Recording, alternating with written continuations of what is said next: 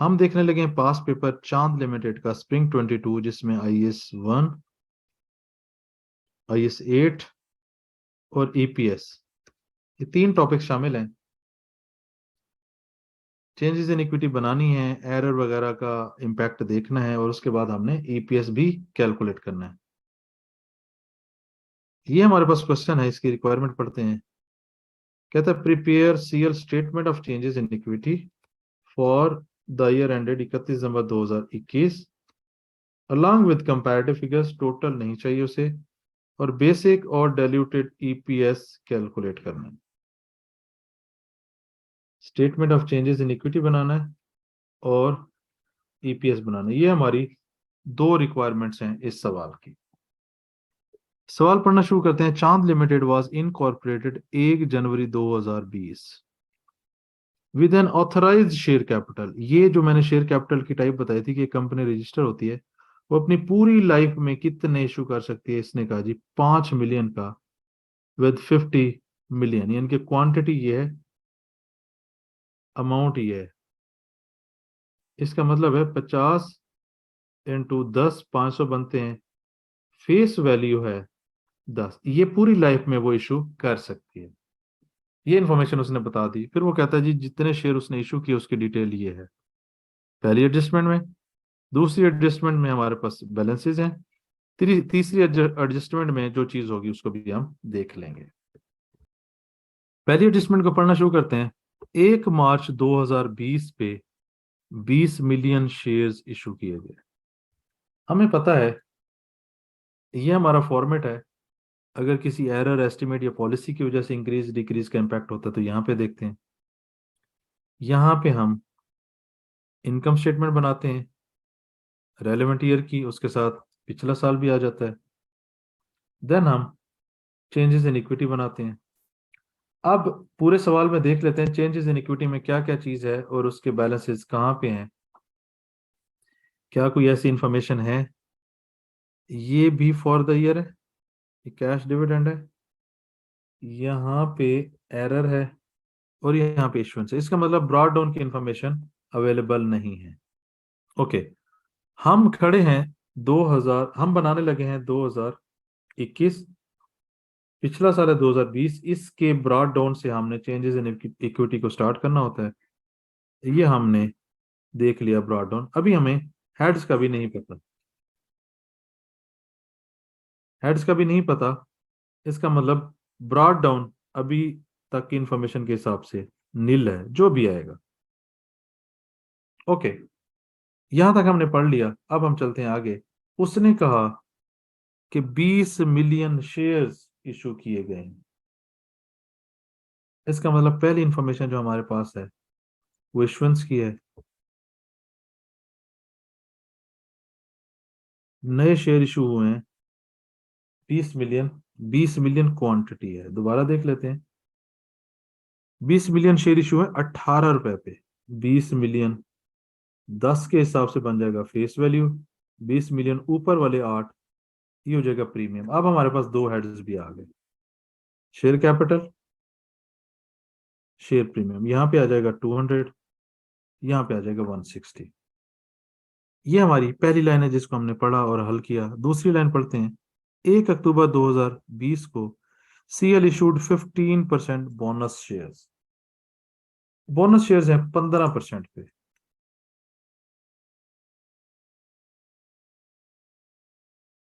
At the rate 15%, और इस दिन जितने मेरे पास शेयर कैपिटल में आ रहा होगा उसका मैं 15% लूंगा, दैट इज 30। पहली प्रेफरेंस हमारी होती है प्रीमियम से इसको देना, दूसरी प्रेफरेंस होती है रिटेन अर्निंग। अगर प्रीमियम में कम हो तो प्रीमियम और रिटेन अर्निंग दोनों यूज करते हैं। ये हमारी बोनस की इश्यूएंस यहाँ तक होगी। आगे पढ़ लेते हैं मार्केट प्राइस। ठीक है, ये हमारा EPS में इंफॉर्मेशन यूज हो जाएगी। आगे फिर हम चलते हैं 1 सितंबर 2021। अब ये 21 आ गया। ये 2 लाइनें 20 की थी, ये 21 आ गया। इसका मतलब अब हम आगे नहीं जा सकते, लेकिन हमें पता है कि हम एक काम करते होते हैं। हम अगर 2021 के एंड पे आना चाह रहे हैं, इसका मतलब यहाँ पे अगर मैं लिखता हूँ 31/12/2021, ये मेरे पास यहाँ पे क्लोजिंग बैलेंसेस आ जाने, आगे जितने भी हेड है। ओके, अब मैं फॉर द ईयर भी हो सकता है, ओसीए भी हो सकता है, इसके अलावा कुछ और भी हो सकता है, मैं वो लाइन छोड़ देता हूँ। मैं कहता हूँ जी, मैं आ गया 31/12/2020 पे। ये मैंने यहाँ पे कहा हुआ है कि आप कम से कम 5 लाइनें छोड़ दें। क्यों? क्योंकि ब्रॉड डाउन होता है। ये 5 लाइनें कब छोड़नी है? ब्रॉड डाउन, कोई इम्पैक्ट आएगा उसको देखना है, देन रीस्टेटेड, ये 3 लाइनें तो यही हो जाएंगी। इसके बाद ब्रॉड डाउन इम्पैक्ट जो एरर का, पॉलिसी का, एस्टिमेट का है, उसके बाद रीस्टेटेड लिखेंगे। इसके बाद आपने 5 लाइनें छोड़ देनी है। देन आप 2021 का कैरी डाउन कर सकते हैं। फिर आप इस कैरी डाउन से ऊपर भी 5 लाइन्स छोड़ दें। अब अगर मैं आपको बताऊं कि ये जो इश्यूएंस है राइट शेयर की, ये मैं 2021 में जाके हल नहीं कर सकता। क्यों? क्योंकि मुझे पता है इसके बाद अगर 2020 का कोई फाइनल बोनस है तो वो इसके फौरन बाद यहां पे आएगा, उसके बाद राइट इशू की डेट है। तो मैं राइट इशू की इंफॉर्मेशन लिख सकता हूं, मैं पंच नहीं कर सकता। अगर 2020 के बाद इसका कोई फाइनल जो बोनस शेयर्स हैं वो अगर दिए गए हैं, यानी कि डिविडेंड दिया गया शेयर्स के फॉर्म में, तो वो कैरी डाउन के बाद सबसे पहली फिगर होगी, जिससे मेरी शेयर्स की क्वांटिटी हो जाएगी तब्दील। इसलिए मैं राइट इशू लिख लेता हूं यहाँ पे, और इसकी इंफॉर्मेशन पंच कर लेता हूँ। ये है जी 40% राइट इशू, 40%। और इस पे मैं लगा लेता हूँ क्वेश्चन मार्क, ये मेरा रहता है। सर्कल भी कर लेता हूँ। ये इन्फॉर्मेशन पढ़ ली, यहाँ पे भी मैं क्वेश्चन मार्क लगा देता हूँ ताकि मुझे पता लगे, याद रहे कि ये इन्फॉर्मेशन मेरी रहती है पंच करने वाली। तो इश्यूएंस की डिटेल, जो चेंजेस इन इक्विटी में जानी थी, हमने पहली दो 100% पंच कर लिए हैं। और तीसरी की इन्फॉर्मेशन हमने चेंजेस इन इक्विटी में लिख ली है, उसको क्वेश्चन मार्क लगा दिया है, और क्वेश्चन पे भी इसको हाईलाइट कर दिया है। तो यहाँ से यहाँ तक मेरी इश्यूएंस की डिटेल हो जाती है कंप्लीट, जिसको मैंने पढ़ ली है और अटेम्प्ट कर लिया। आगे पढ़ना शुरू करते हैं। वो कहते हैं जी, following information has been extracted draft financial statements में से 21 और 20 नेट प्रॉफिट, 21 का और 20 का। मैं इनकम स्टेटमेंट बनाता हूं 21 का और 20 का। कितना है जी? 21 का है 66, 21 का है 66, और 48 है 20 का, 48 है 20 का। ये लाइन मेरी पंच होगी। Revaluation surplus arising during the year 21 में नहीं है, 20 में है। 2020 में ये 20 की फिगर है, रीवैल्यूएशन सरप्लस। एक मेरे पास और हेड आ गया, नहीं, रीवैल्यूएशन सरप्लस का हेड आ गया जिसकी वैल्यू है 20, जो इस साल में अराइज हुई। ओके, ये लाइन भी पंच हो गई। ट्रांसफर ऑफ इंक्रीमेंटल डेप्रिसिएशन 4, ये 2021 में हुआ है।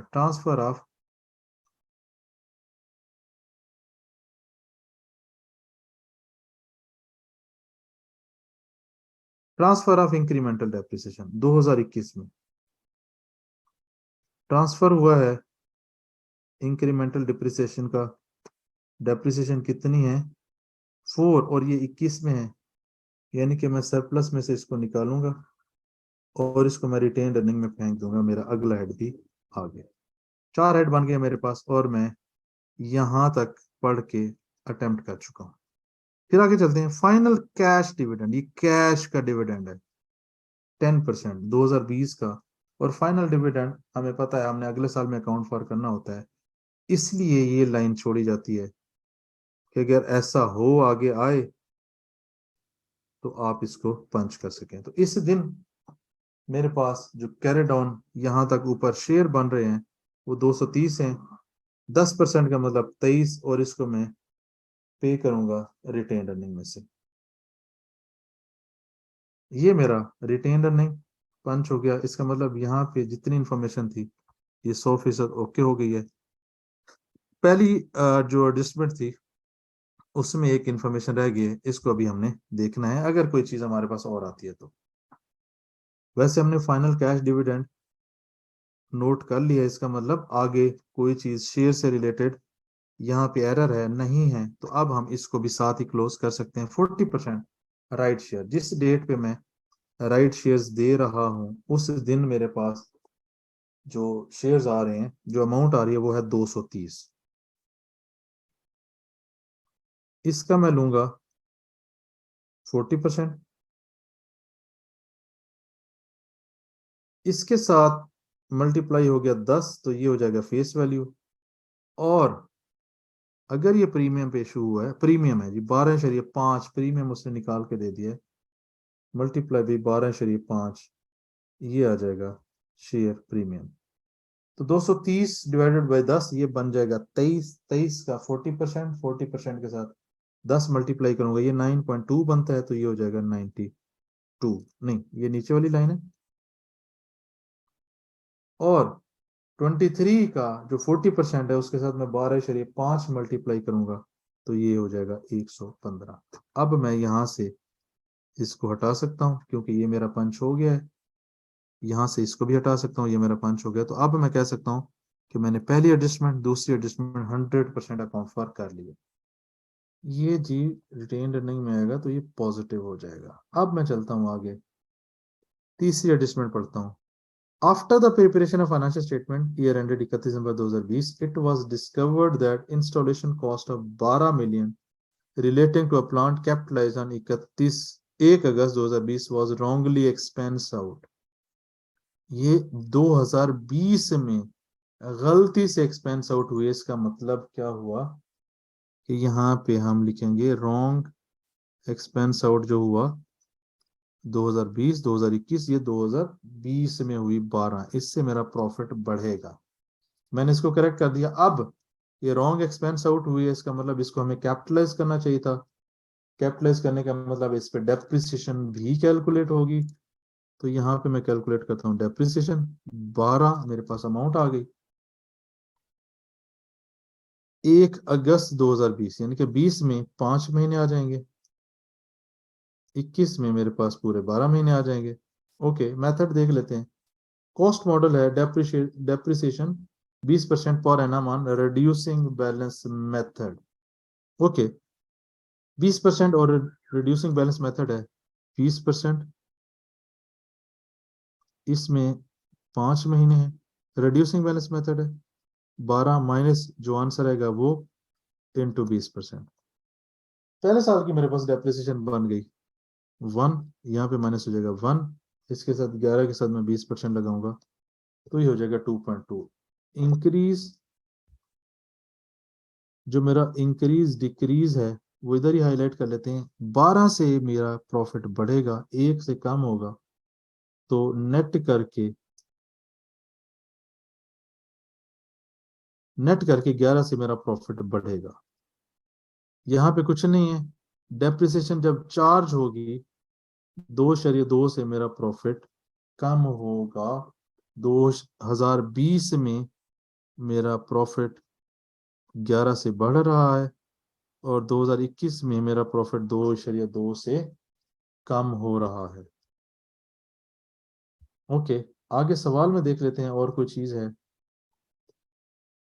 ये करेक्शन थी, इसको हमने कर लिया। इसका मतलब हमारी सारी एडजस्टमेंट्स हो गई। अब सवाल ये है कि यहाँ पे इसका इम्पैक्ट क्यों नहीं आया। इसका इम्पैक्ट हमने बताया हुआ था कौन सा आता है, जिस साल में हम खड़े हैं वो इसी साल में आ जाता है, इससे कंपैरेटिव भी इसी साल में आ जाते हैं। इससे पीछे कुछ हो तो कम्युलेटिव फिगर यहाँ पे आती है चेंजेस इन इक्विटी में। अब इससे पीछे कुछ है ही नहीं, तो ये वाला इम्पैक्ट फॉर द ईयर में ऐड होगा और मेरे पास ये 59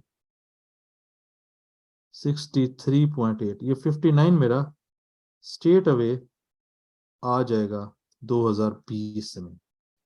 फॉर द ईयर जो प्रॉफिट है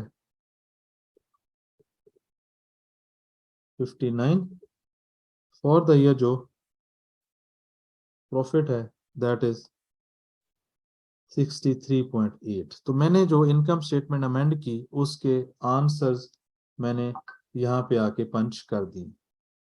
इसका मतलब जो एरर एरर का इम्पैक्ट था वो हम इनकम स्टेटमेंट में ले आए, इनकम स्टेटमेंट से उठा के चेंजेस इन इक्विटी में ले आए। जो प्रीवियस रेट्रोस्पेक्टिव थे ऐसा कुछ डाटा है ही नहीं, क्योंकि ये काम ही 20 में हुआ, और 20 का फॉर द ईयर में हम एडजस्ट कर चुके हैं, जो कि चेंजेस इन इक्विटी में आ गया है। अगर 20 से पीछे कुछ होता तो जाहिर सी बात है ब्रॉड डाउन के बाद हम उसका इम्पैक्ट भी चेंजेस इन इक्विटी में लेकर आ जाते। अब सारी एडजस्टमेंट्स मैं कर चुका हूँ, सब कुछ मैं क्लोज कर चुका हूँ। इसका मतलब अब मैं क्लोजिंग बैलेंसेस बना लेता हूँ। 20 के एंड पे ये मेरे पास बन रहा है 230, ये हो गया 130, ये आ गया 59, ये आ गया 20, फिर 92 यहाँ पे ऐड हुए 322, 115 मजीद ऐड हुआ 245, 59 में से 23 माइनस हुआ 63.8 ऐड हुआ, 4 भी ऐड हुआ तो ये हो गया 103.8, 20 में से 4 माइनस हुआ तो 16। तो इसका मतलब चेंजेस इन इक्विटी जो पहली रिक्वायरमेंट थी 2021 के एंड तक, हम सारी चीजों को पढ़ने के बाद, उनकी कैलकुलेशन करने के बाद, उसकी पोस्टिंग करने के बाद हम कंप्लीट कर चुके हैं। अब चलते हैं आगे। सवाल में एक और रिक्वायरमेंट भी थी, ईपीएस। तो ये जो प्रॉफिट है ये बेसिकली रीस्टेटेड है, इसी तरीके से ये कैरी डाउन भी रीस्टेटेड बन जाएगा। इन चीज़ों का ख्याल रखना है, क्योंकि इसमें इम्पैक्ट होता है, पिछले सालों के एरर्स होते हैं वो पिछले साल में आते हैं, पिछले साल के ब्रॉड डाउन के बाद वो अकाउंट फॉर होते हैं, तो ये बैलेंसेस रीस्टेटेड होते हैं, और क्लोजिंग बैलेंस भी इस साल का यानी कि प्रीवियस साल का रीस्टेटेड कहलाता है। नेक्स्ट हमारी रिक्वायरमेंट थी ईपीएस। हमें पता है कि हम ये सोल्यूशन बना चुके हैं। जब मैं ईपीएस पे जाऊंगा तो आई नो कि ये मेरे पास वेटेड एवरेज का फॉर्मेट है, ईपीएस का फॉर्मेट है। सोल्यूशन से मेरे पास जो सबसे पहले जो चीजें मेरे सामने पड़ी हुई हैं, 21 और 20 का प्रॉफिट है, ये मैं पंच कर देता हूँ। 63.8 माइनस 59 माइनस। ओके, अगला सवाल, अगली चीज क्या है? सोल्यूशन से मैं देखूंगा शेयर्स की क्वांटिटी जिससे मैं वेटेड एवरेज निकालूंगा। मैंने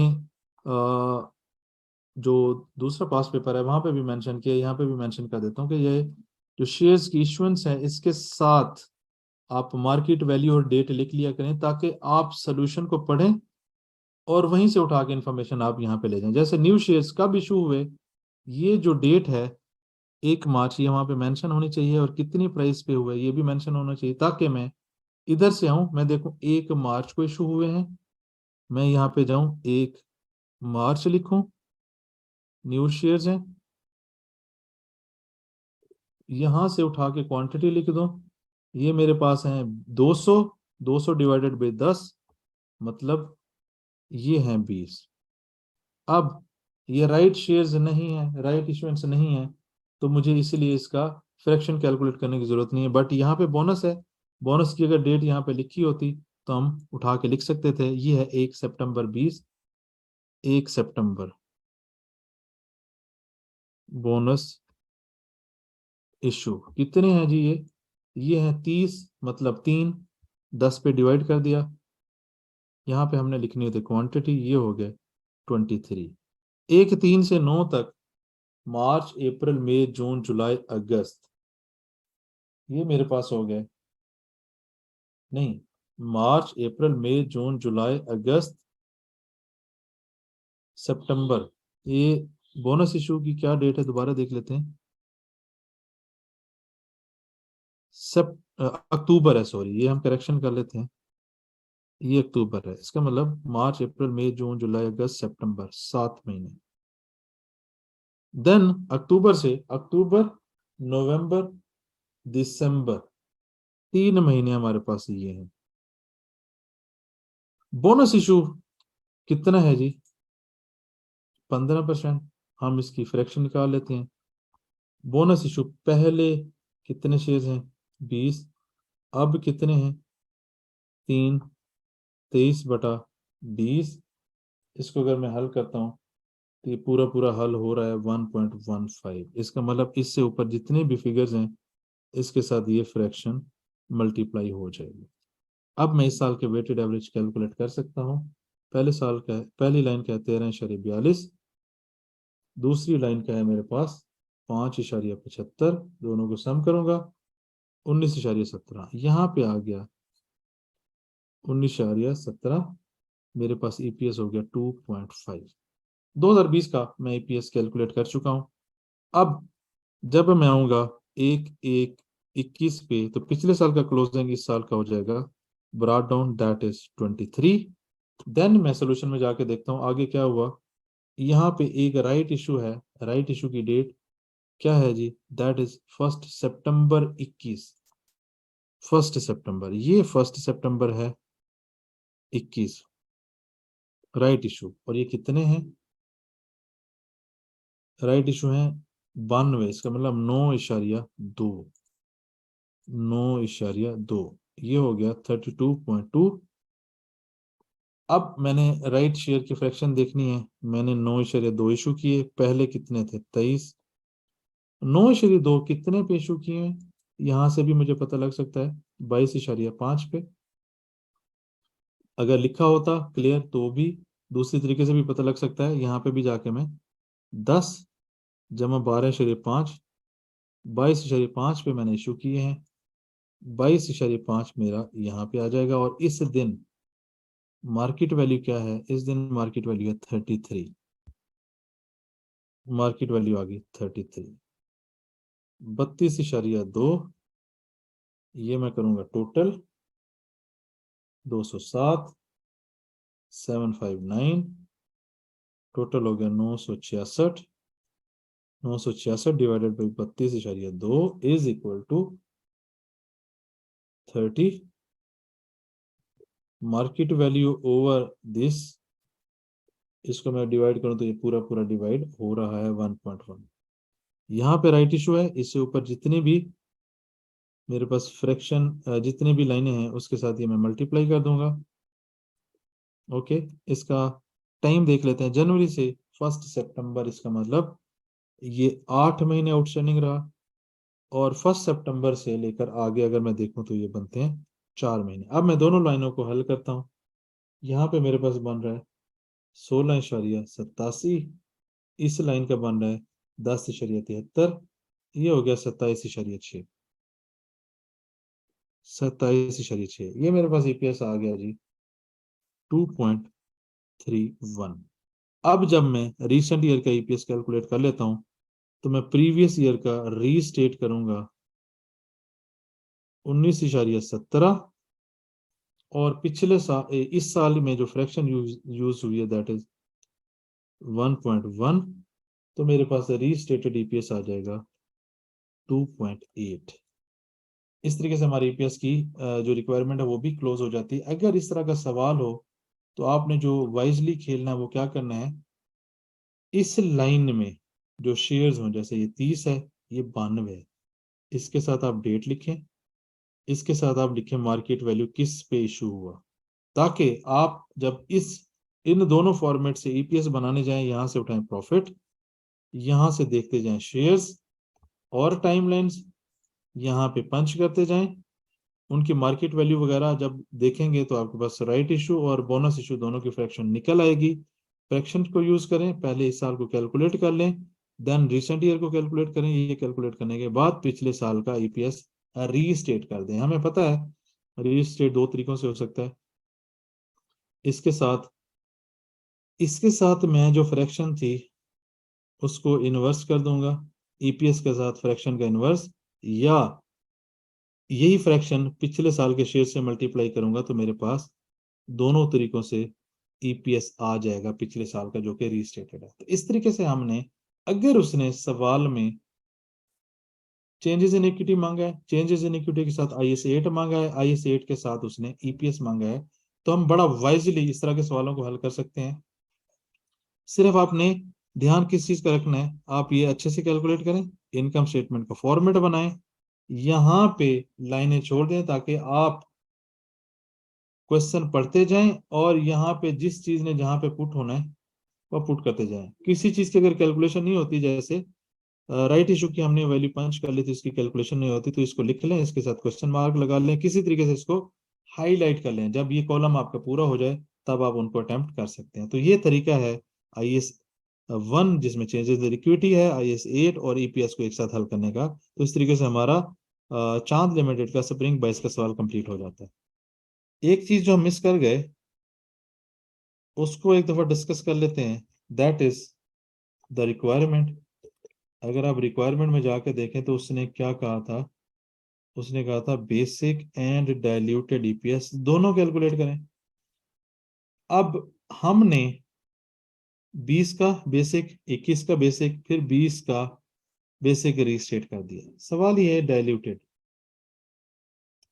डाइल्यूटेड के लिए पोटेंशियल ऑर्डिनरी शेयर्स का होना जरूरी है, यानी कि जो ऑर्डिनरी शेयर्स में फ्यूचर में कन्वर्ट हो जाएं, बॉन्ड्स हो, शेयर्स हो, ऑप्शंस हो, वो इस सवाल में है ही नहीं, इस क्वेश्चन में वो है ही नहीं। तो जो बेसिक होता है आंसर वही डाइल्यूटेड भी कहलाता है, ये सेम। अगर आपके पास पोटेंशियल ऑर्डिनरी शेयर्स ना हो तो ये सेम हो जाएगा। जैसे फॉर एग्जांपल हम क्या करते होते हैं, हमारा फॉर्मेट है डाइल्यूशन इम्पैक्ट वाला, डाइल्यूशन इफेक्ट वाला। हम लिखते हैं प्रॉफिट में 2021 का कर देता हूँ 63.80, इसके शेयर्स हैं 27.6। डाइल्यूशन के लिए रैंकिंग 1 2 3, जब इधर कोई आंसर ही नहीं होगा तो यही नीचे आ जाएगा, और जो इसका आंसर था 2.31 यही यहाँ पे आ जाएगा 2.31। तो जब डाइल्यूशन के लिए कोई चीज ही नहीं है तो जो बेसिक EPS था वही डाइल्यूटेड EPS भी कहलाता है। तो आप उसके लिए बजाय इसके कि उसकी कैलकुलेशन छोड़ दें, आपने ये लाइन लाजमी लिखनी है कि पोटेंशियल ऑर्डिनरी शेयर्स नहीं है, इसीलिए इस कंपनी का 2021 और 20 का जो बेसिक EPS बना है वही डाइल्यूटेड EPS है। तो ये चीज हमारी डिस्कस होने से रहेगी, जिसको मैंने एक्सप्लेन कर दिया।